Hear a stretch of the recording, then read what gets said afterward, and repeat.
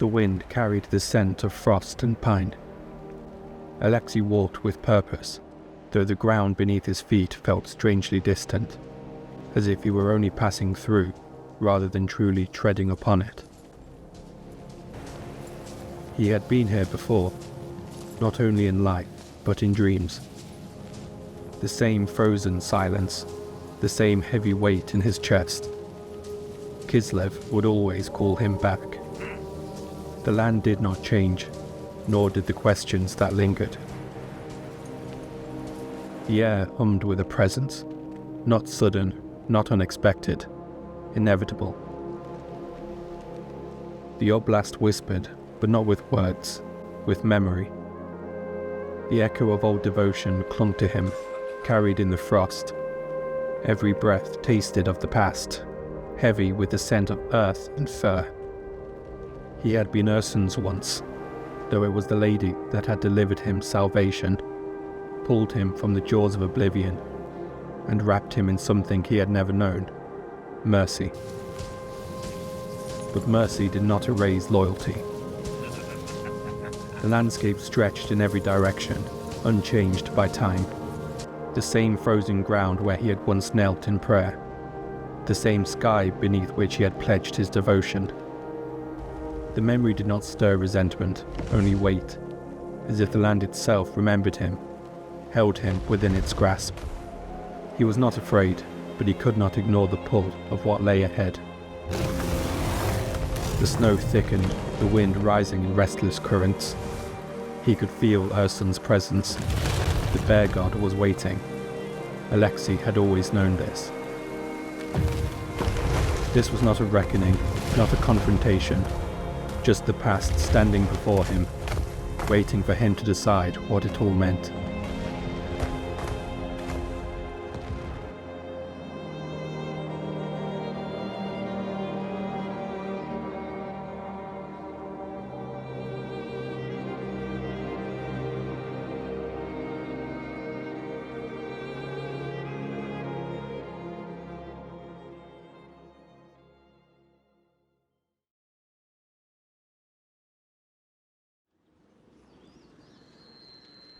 The second great quest was underway, with the armies of the Lady pushing into the woods of Athel Loren.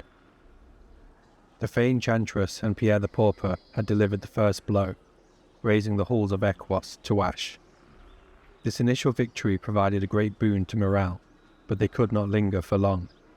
The armies of Athel Loren were vast and numerous, and the elves not known for their patience of foreigners. I will indulge you. If the Lady's will was to be done, and the woods of Athel Loren burned in their entirety, the Fae must move swiftly, always keeping one step ahead of the enemy. The armies moved southeast towards Talamir and laid siege. Their superior numbers won the day, and the desolation of Athel Loren continued. Tancred de Quenils continued his march into the depths of the woodland, his target the Oak of Ages. That was until his scouts brought word of the Elven King, Orion, garrisoning an army at the King's Glade. Tancred had already defeated Orion in battle, and could not turn down the opportunity to humble the Elven King for a second time. As it transpired, Orion was eager to wash away his previous defeat, and brought a large host against Tancred.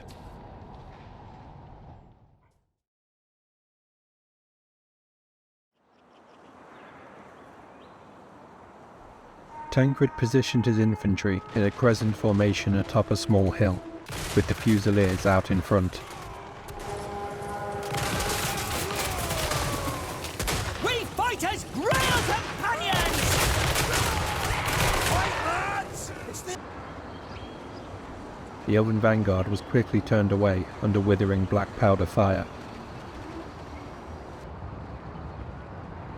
From the west, a small group of Elven reinforcements arrived.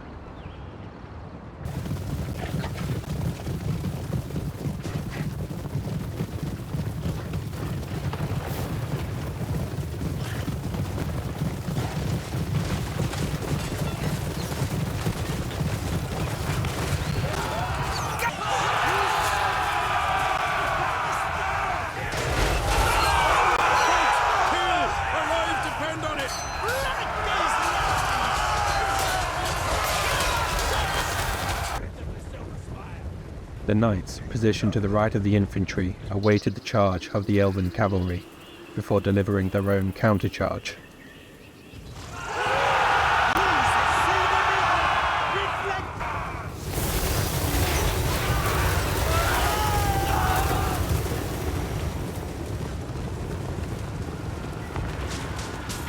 Come, peasants! Fight for your lord!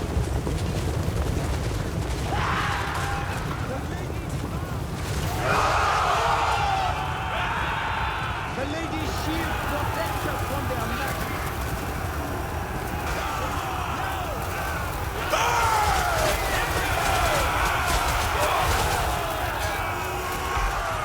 We fighters railed and rise!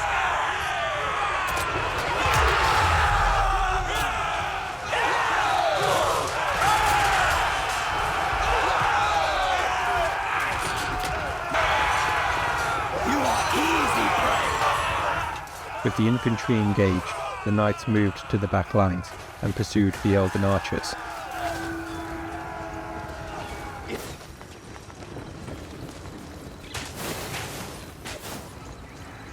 Enemy charge!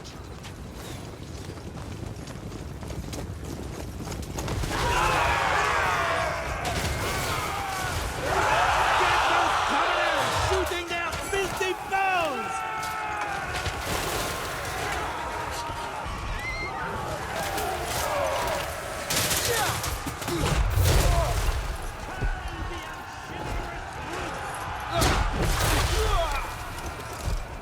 Blood these lands! The enemies of Bretonnia! Come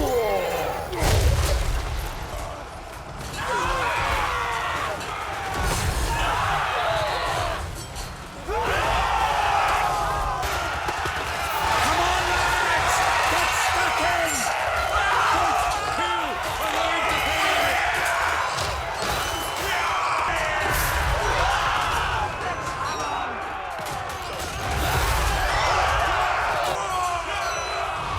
Fire the lady! For the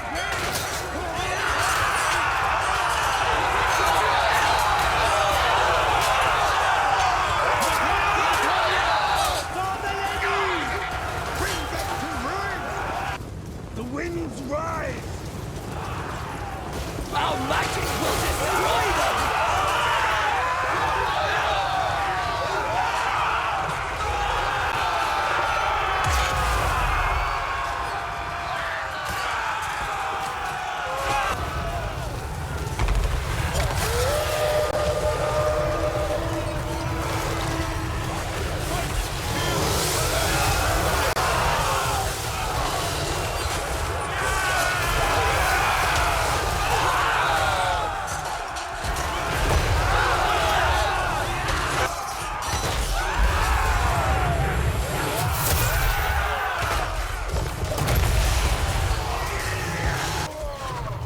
The Fusiliers navigated around the elven infantry and moved within range of Orion.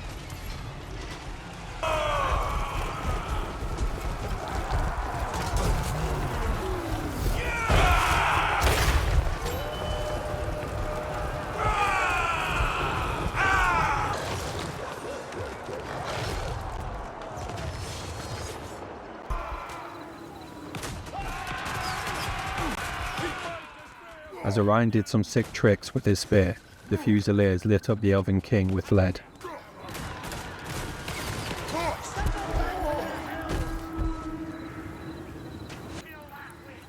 The king lay wounded on the field, and the knights rushed in to finish off what remained of the enemy line.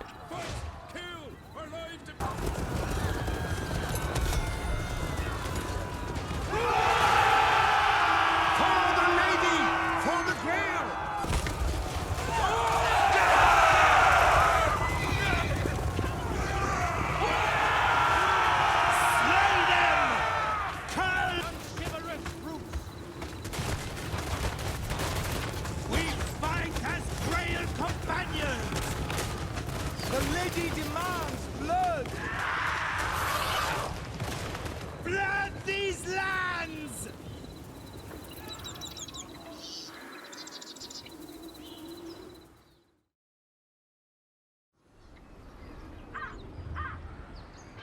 Tancred emerged victorious, though his forces had sustained considerable losses. The Bretonnian forces were already outnumbered as it was, and each soldier was worth his weight in gold. Tancred encamped the army and messaged home requesting reinforcements. It would take some time for them to arrive.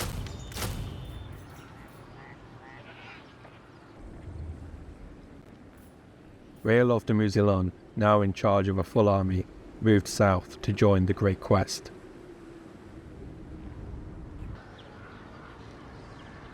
To the great frustration of the Bretonnian forces, another elven army had moved into the ruins of Talamir and occupied them, thus emphasizing the great need for the Bretonnians to outmaneuver their enemy, else get caught in a never-ending game of cat and mouse.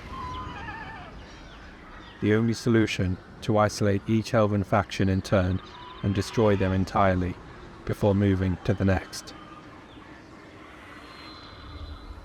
My reputation.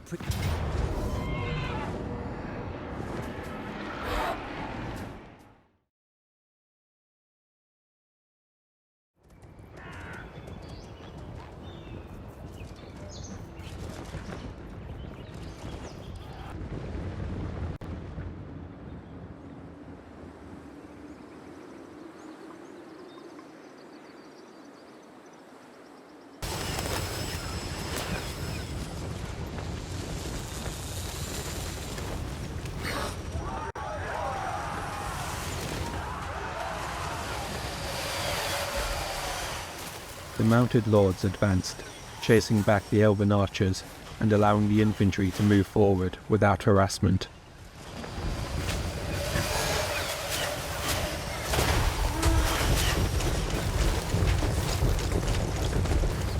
They're charging! Enemy charge!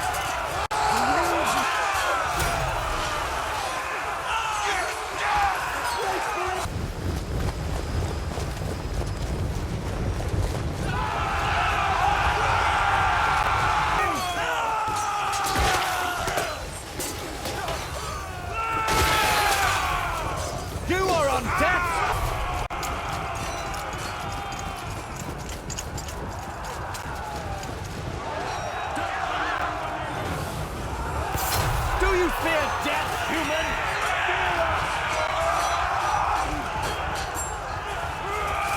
Bring them to the lady's mercy!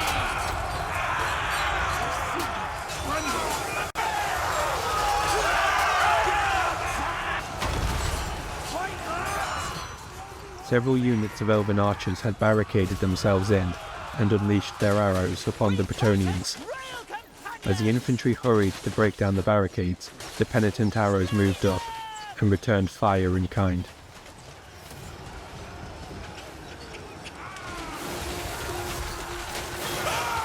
Enemy charge!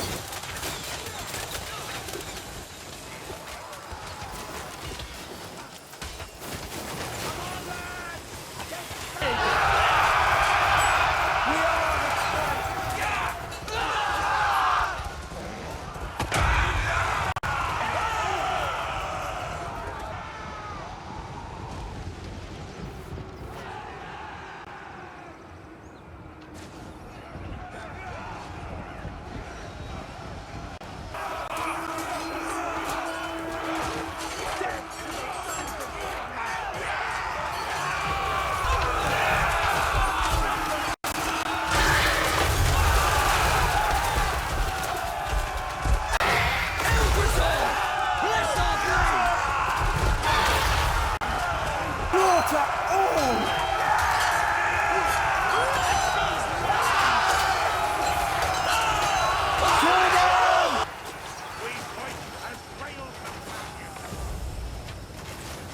enemy you on what dying for? Get those commoners shooting at the enemy charging!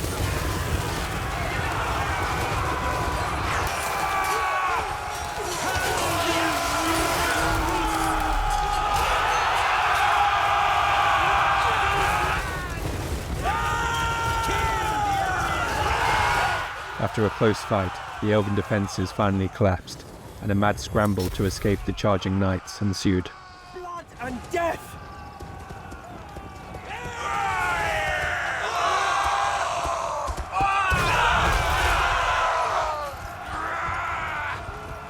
Death will be a blessing!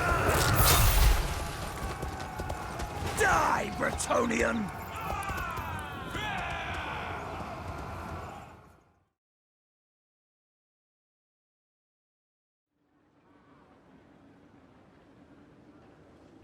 Before Raelulf could move into Athelloren, word came of an elven host moving perilously close to Castle Quenelles. The Bretonnian strategy relied on keeping the fighting contained to the woodlands. If the elves were able to move into Bretonnian lands, resources would need to be diverted to their defence, jeopardising the quest. Raelulf moved north to halt the elven advance before it got out of hand. My strength and wisdom are yours.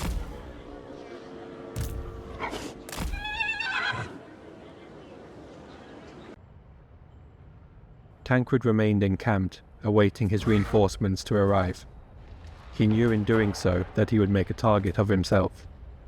It did not take long for the elves to move against his position and attack.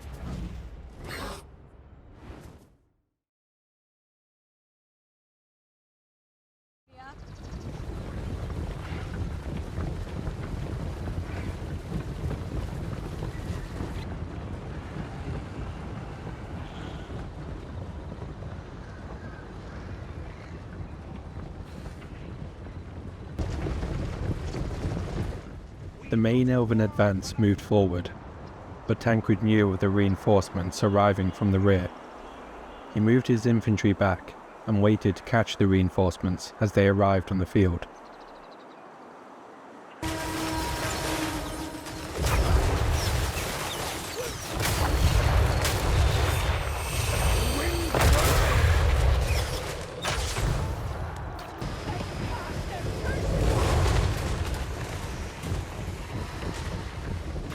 The Azrael do not forget!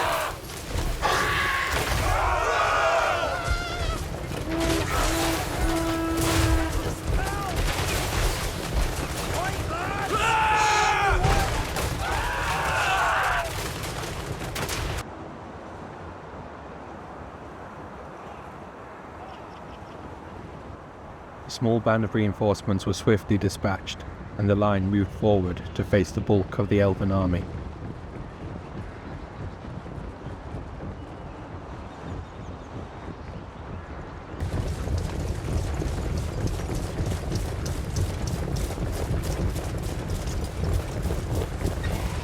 If we run, we're doomed anyway!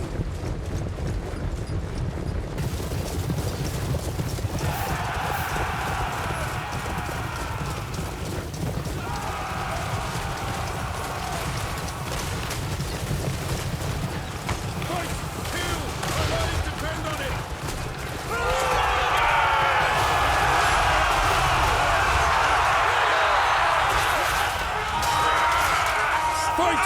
Kill! Our lives depend on it!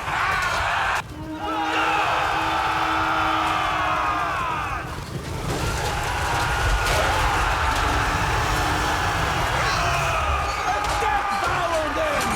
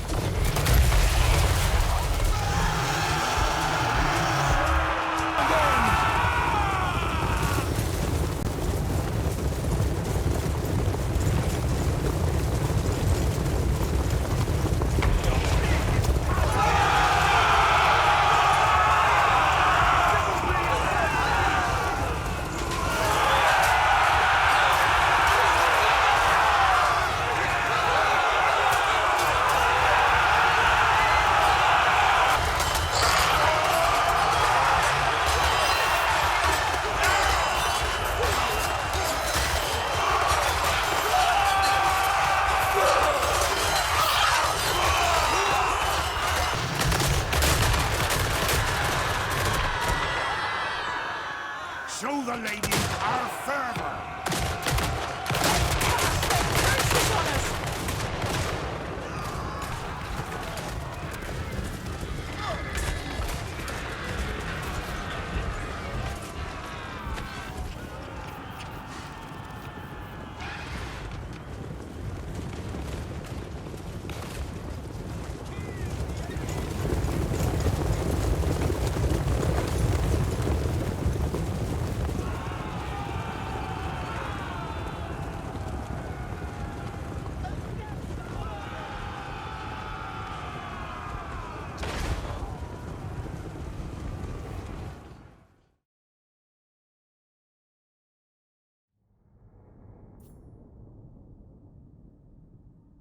The ancient tree man, known as Oakheart to the elves, or Durthu by the wider world, the one that had first forged union between the elves and the wood, declared war.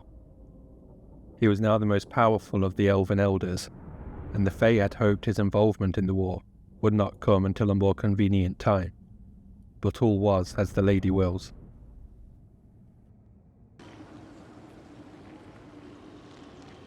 I will indulge you.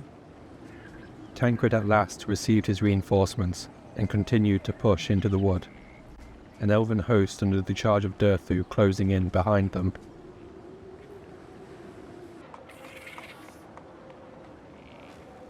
The elven host moving toward Castle Quenelles had managed to slip by, and was now brazenly moving through Bretonnian lands.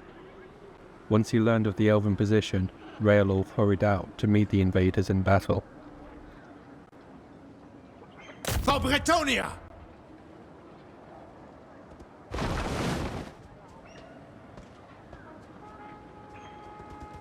Do you take me for a churl?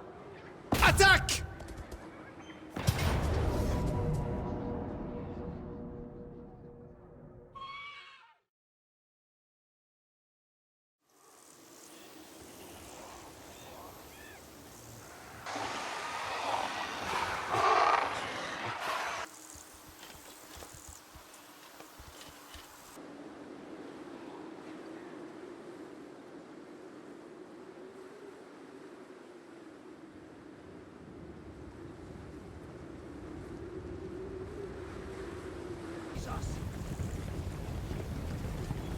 Raelulf marched at the front of the line as the army crossed the distance between them and the enemy.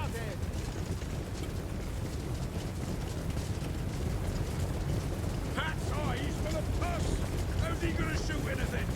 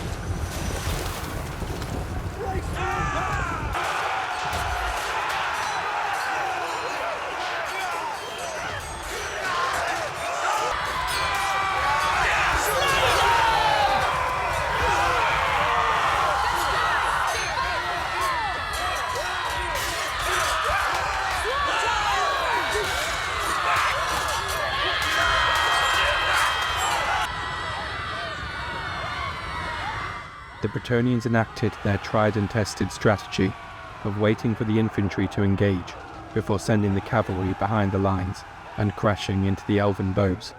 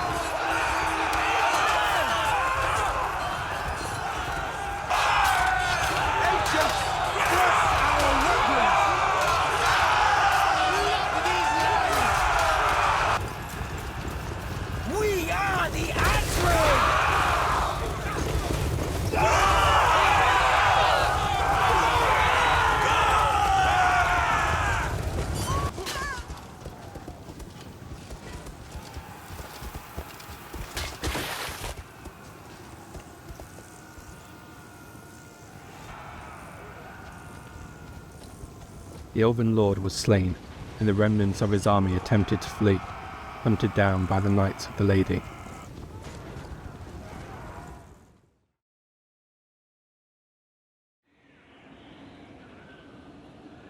I will.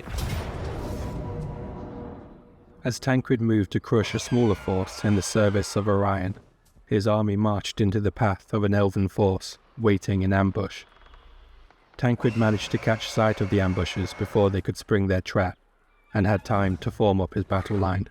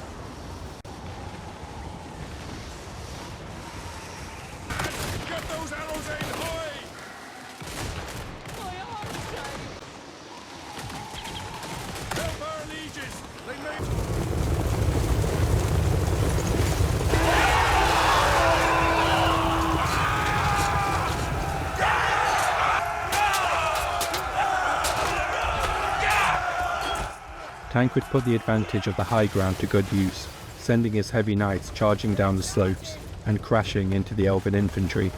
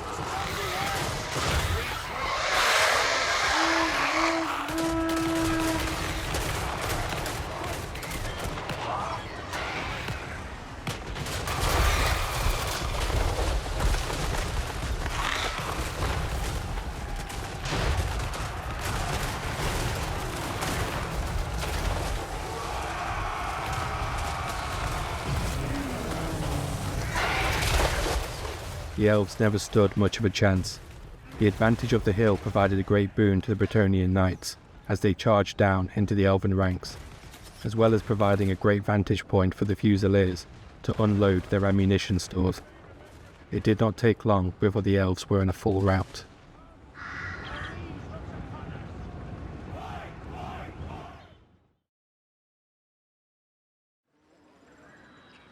North of Athel-Loren, Emilia Chouette had amassed a new army.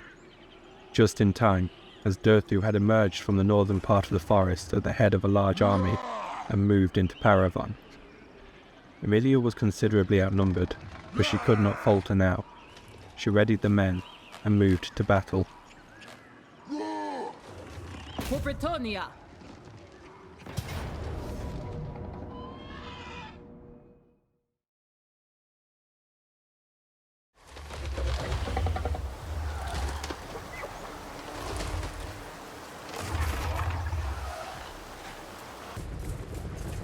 Emilia moved ahead of the army. The Fae had taken Emilia under her tutorage, showing the former lady-in-waiting how to control her arcane gift. Emilia was now ready to put what she had learned to the test.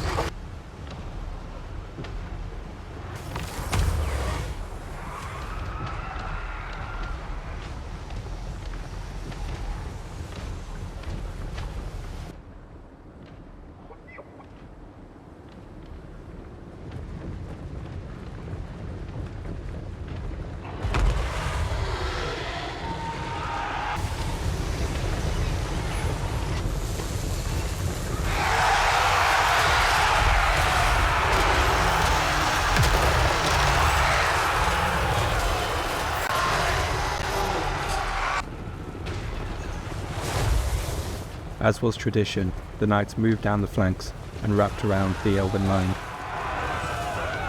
Turn the unchivalrous brutes!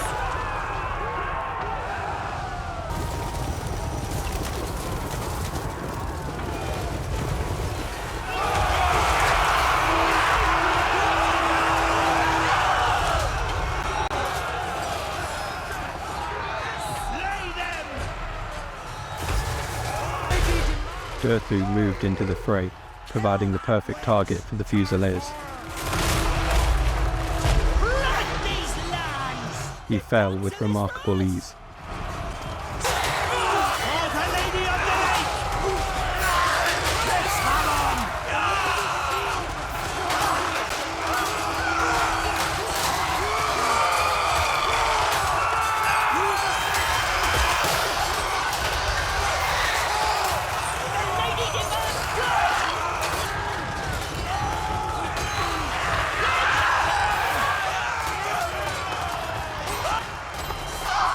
The Fusiliers moved through the gaps in the fighting, taking up flanking positions on the elven infantry.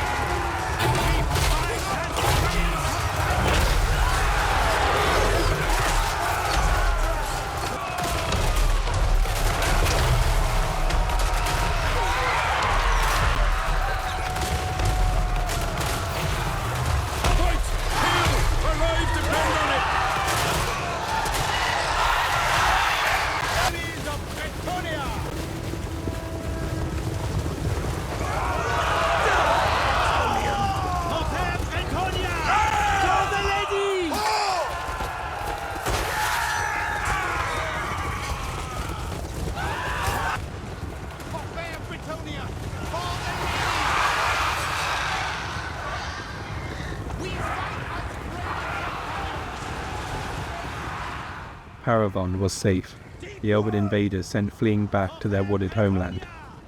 Emilia would take some time to replenish her numbers before she too would rejoin the great quest.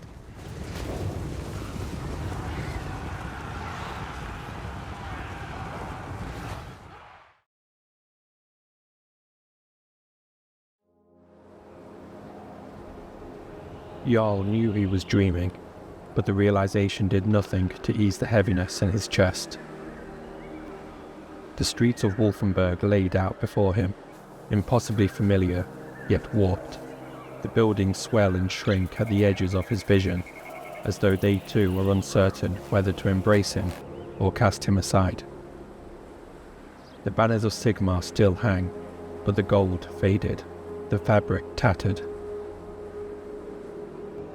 He walks forward, though the ground feels treacherous beneath his feet. It is not the streets he doubts, but himself. He had given everything to Sigmar, his faith, his blade, his soul. He had fought in Sigmar's name, trusting in divine strength, believing victory was ordained, until defeat proved otherwise, until the Archlector spoke his name, not as a brother, not as a grieving leader who had lost good men, but as a scapegoat. He can still hear the words, sharp as a blade against his throat, the accusations wrapped in self-righteous certainty. Jarl Bretonnia faltered. Jarl Bretonnia is to blame. Jarl Bretonnia was unworthy. They had needed someone to bear the burden, and Jarl had been the perfect weight. And so he left. What else was there to do? When faith no longer sheltered him, when the halls of worship turned into silent monuments to his disgrace, he walked away from the ruins of his belief. Yet in his dreams, the past would not let him go. He passed the forge where warriors once prepared for battle. Now the air smells of ash rather than steel. He walks through the square where sermons once commanded armies. Now only whispers remain, curling through the fog. Why did you abandon him? The voices asked. He had knelt at the waters of the Lady's Lake, pledging himself anew, seeking peace where fire had failed him. Yet doubt still gnawed at him, curling around his thoughts. The past had abandoned him, but had he also abandoned it?